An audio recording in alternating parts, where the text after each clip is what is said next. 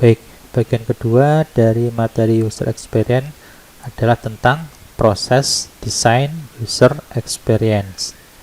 Jadi pada bagian awal kita sudah sepakat bahwa sebuah penilaian user experience dari suatu produk itu dinilai tidak hanya dari good function dan great design saja, tetapi juga harus tahu konteks usernya atau kebanyakan user atau average user dari produk itu, ya.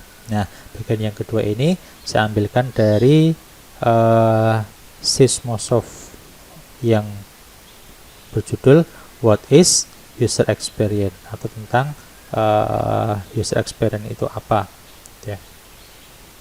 Nah, ada sebuah kasus yang kita semua sudah tahu bentuknya, ini adalah sebuah mobil, gitu ya. Nah, kita lihat. Nah, di sini ada beberapa mobil. Paling tidak kita coba tentukan ada dua, ya. Mobil yang depan yang warnanya biru atau ungu gelap, gitu ya, dengan biru muda. Nah, di sini ada dua mobil yang sangat mencolok sekali perbedaannya, di mana pada mobil yang biru tua ini dia desainnya sangat bagus, fungsinya sudah atau memiliki teknologi yang terkini, yang canggih, gitu ya. Sementara mobil yang biru muda ini itu adalah mobil yang lama, keluaran lama, gitu ya. Nah, dengan kasus seperti ini, apakah mobil yang canggih yang ada di depan ini lebih tinggi nilai user experience-nya?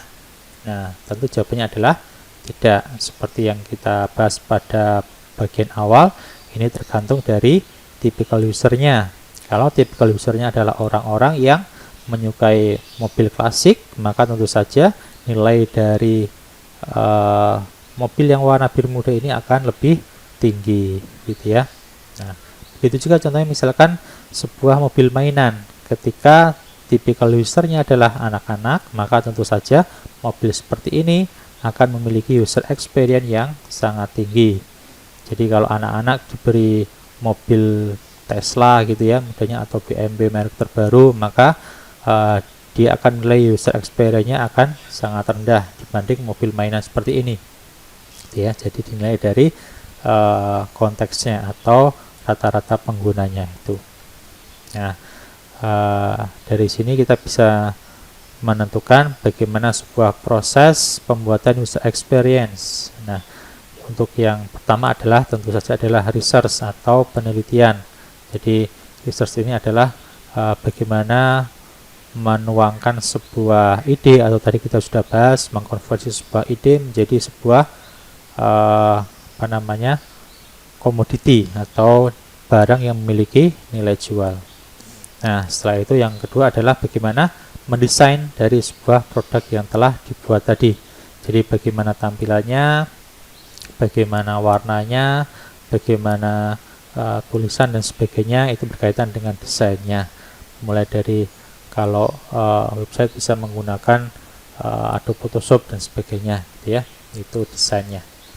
Kemudian yang ketiga, setelah desainnya sudah ada, maka baru kemudian build atau dibangun. Nah, pembangunan atau proses pembuatan ini tentu saja berdasarkan dari desain yang sudah ada, yang sudah ditentukan tadi, maka akan dibangun oleh, misalkan contoh di sini adalah seorang kontraktor, gitu ya, membangun sebuah rumah, maka dia pasti akan membangun sesuai dengan desain dari seorang arsitektur sebelumnya. Nah, apapun itu, maka dia akan membangun sesuai dengan desainnya. Nah, setelah jadi desainnya, maka langkah yang terakhir adalah yaitu measure atau pengukuran. Jadi diukur bagaimana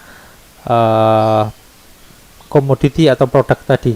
Nah, setelah dijual, maka kemudian akan mendapatkan feedback atau respon dari orang atau penggunanya. Nah, setelah mendapatkan feedback atau respon dari beberapa pengguna, maka dari situlah akan ada perbaikan-perbaikan yang perlu ditingkatkan. Nah, itu kurang lebih proses user experience yang bagus itu harus ada measure-nya itu. Jadi pengukuran yang didapat dari feedback atau respon dari pengguna. Nah, jadi kesimpulan pada bagian yang kedua ini adalah proses pembuatan sebuah user experience yang bagus itu adalah dimulai dari research penelitian, kemudian yang kedua mendesain, setelah itu yang ketiga dibuat produknya, baru kemudian harus ada sebuah measure atau pengukuran. Itu bagian yang kedua.